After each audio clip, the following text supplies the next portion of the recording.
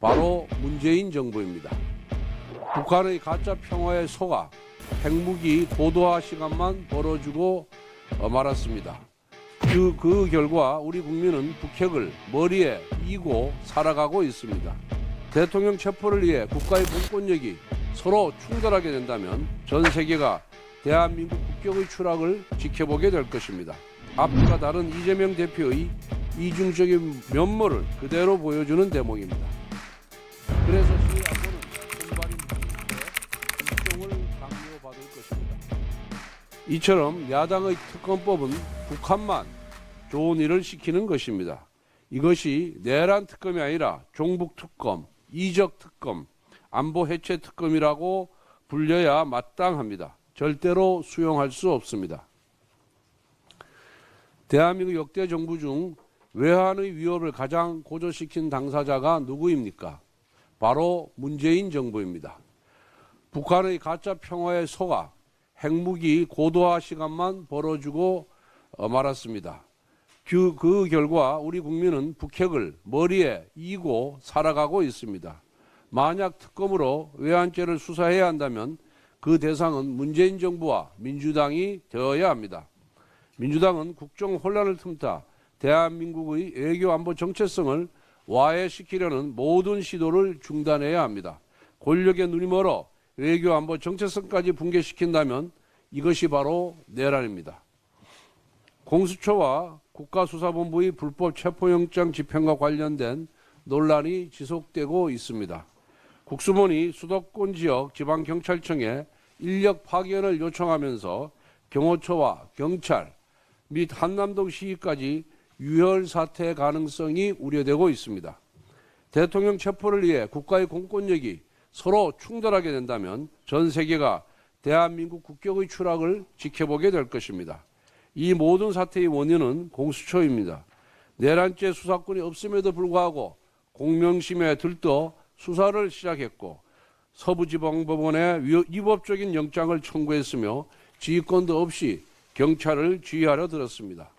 한편 지난 13일 이호영 경찰청장 직무대리는 영장 집행을 방해하면 국민과 국회의원까지 현행범으로 체포할 수 있다고 으름장을 놓았습니다. 즉 불법 수사를 공권력으로 밀어붙이겠다는 것입니다. 법치를 어긴 사법기관은 권력의 하수인입니다. 법치를 어긴 공권력은 군벌입니다. 지금 대한민국의 사법기관과 공권력이 이 지경으로 전락했습니다. 이 유혈 충돌을 비롯한 혼란을 바로잡기 위해서는 적법 절차의 원칙으로 돌아가야 합니다.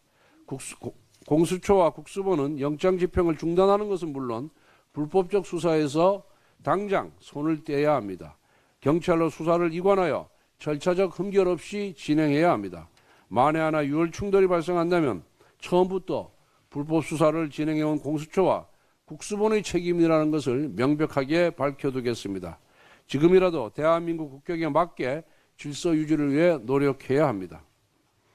민주당 이재명 대표가 어제 아침에는 대한민국을 가장 불안정하게 만드는 주범이 최상목 대통령 권한대행이라고 하더니 막상 최상목 대행을 만나서는 실질적인 국정 안정에 도움되는 것을 깊이 고민해 달라고 말했다고 합니다. 앞뒤가 다른 이재명 대표의 이중적인 면모를 그대로 보여주는 대목입니다.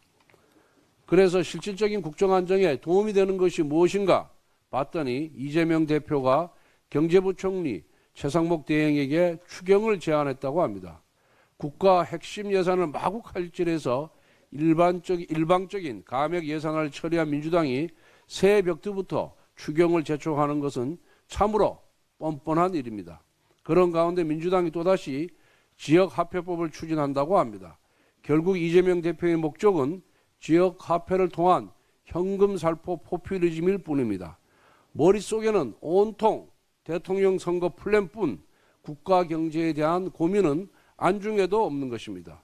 우선 내수진작 경기 부양을 위해 올해 예산의 67%인 398조 원을 상반기에 조기 투입한 다음에 효과를 지켜보고 부족한 부분에 대해 추경의 필요성을 검토하는 것이 마땅합니다.